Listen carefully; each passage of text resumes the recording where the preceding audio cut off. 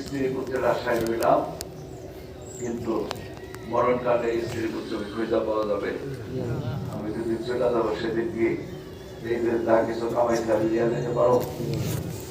কার জন্য কামাইলাম? আমার জন্য তো কিছু কামাইলাম না, কামাইছি করলাম পরের জন্য।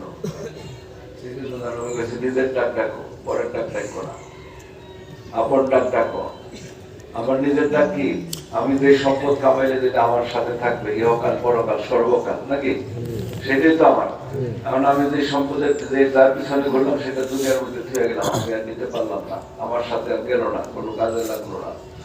জিন্দগি বৃথা না সার্থক?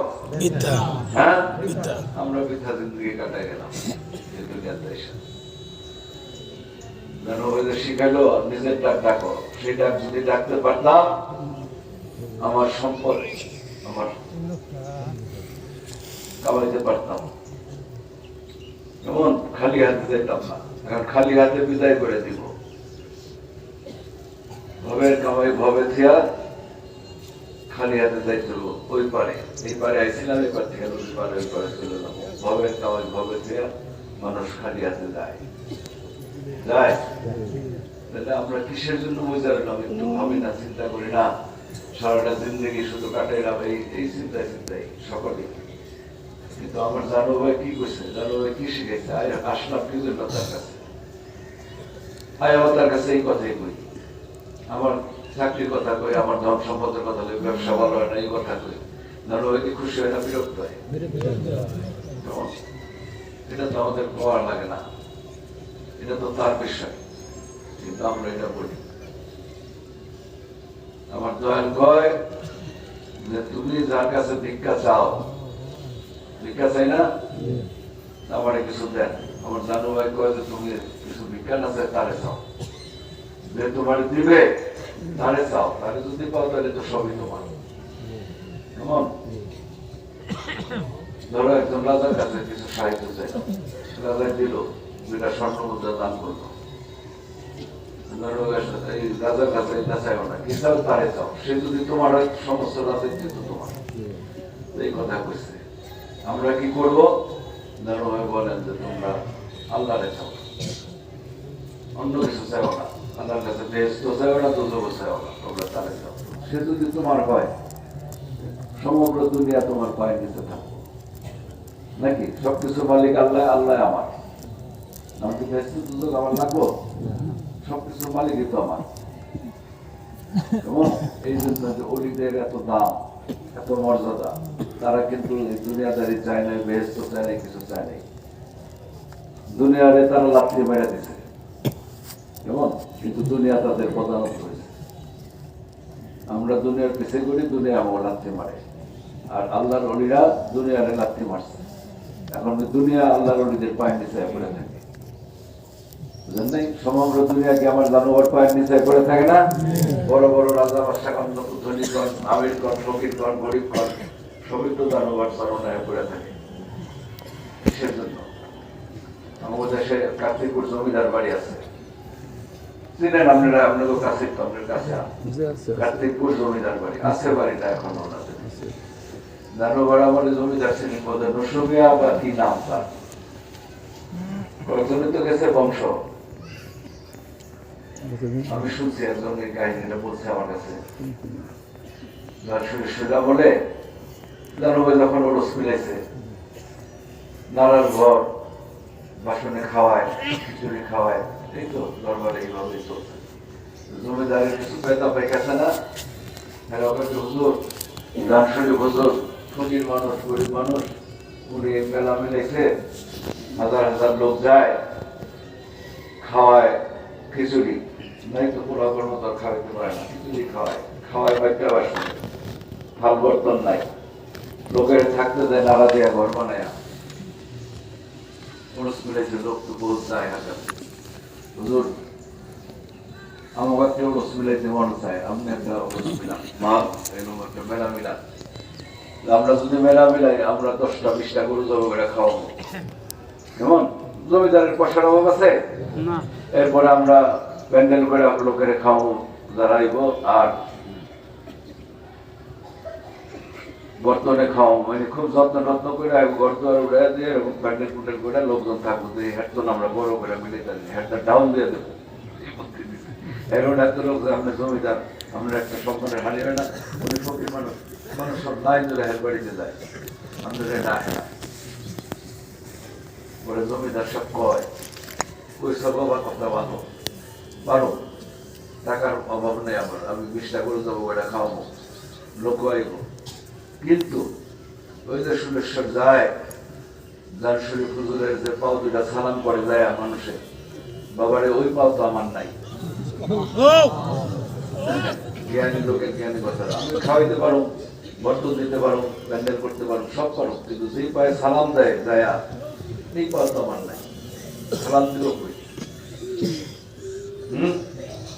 আমি সালাম দিলে আমার জব দিতে পারো পারো না এরকম মনে করেন না যে জানো দেখে মানুষ দেখে সালাম করে করে টাকা দিয়ে তো কেউ সালাম করে দেবেন না তোমার 1 লাখ টাকা দিয়ে ডক্টরের চিকিৎসা দাও দেবেন আমরা কেন না কইতে তার স্মরণে পড়ে থেকে কাঁদি আছে না কিছু জালানুরি বাবা বকুল তলা বয়ে রয়েছে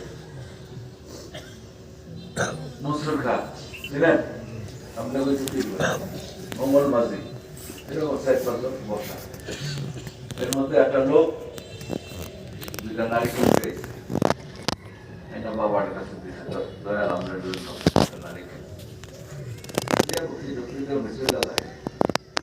তখন মনসুর খা মোহাম্মদ মাঝি এরা কইল তুমি বয়ে বয়ে কামাও তুমি কষ্ট লাগে না আমরা কত কষ্ট করে কামাই তো বয়ে আইনা তোমার দেই তুমি কি করো বয়ে বয়ে খাও কত আরামে এসে থাকো বিনা পরিশ্রমে কামাও মানুষের তোমার দেওয়া যায় তোরা কষ্ট আমি কোনো কাজ করি না আজ এরা বয়ে থাকি আর বয়ে বয়ে খাই এই কথা তোরা কষ্ট কয় তো কিছু করছো তোমার গাছ লাগালে গাছ কষ্ট করে লাগাইছে নারিকেলে তো তোমার এটা দিয়ে গেল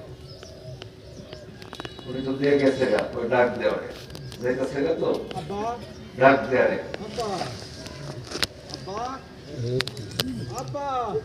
পরে ডাক দিছে এই ভাই এদিকে আও বাবা ডাকে তোমারে উনি আইছে আইছে পরে বাবা জানানুরি কয় দেখা তো এর কাছে নারিকেল দিয়ে আমার কেন দিয়ে গেল কেন সে নারিকেল দিল আমার জিজ্ঞাসা করে তখন ভাই নারিকেল দিলেন কি মনে করে বাবা নারিকেল দিয়ে গেলেন কারণ কি ভাই আমার কাছে নারিকেল সব কটা খেয়ে দিত কটা জানেন তো আমার গ্রামে আছে ওই পোকে খায় খেলে নারিকেল পড়ে যায় ছোট থাকলে নারিকেল হয় না প্রত্যেকটা নারিকেল খেয়ে দিত নারিকেল হয় না 2-3 বছর ধরে হইতেছে অবস্থা পরে আমি একদিন কইলাম কি দয়াল বাবা তুমি যদি দয়া করো নারিকেল যদি আর নষ্ট নয় তাহলে তোমার দরবারে দুটা নারিকেল দেবো বুঝছেন এরপরে আর একটা নারিকেল কটায় খায় নাই সবটি নারিকেল ভালো ওই 2টা নারিকেল বাবা লেগে রয়েছে কথা বলছেন আমার বাবাই কয় তোরা যে কইলি আমি পুরে পুরে খাই ওর কটা খাতে পেয়েছে আমার ওটা খাটায় নারিকেল ঠিক রাখছি এটা আমার নারিকেল দিয়ে আমি অনেক বেশি কষ্ট করি নাই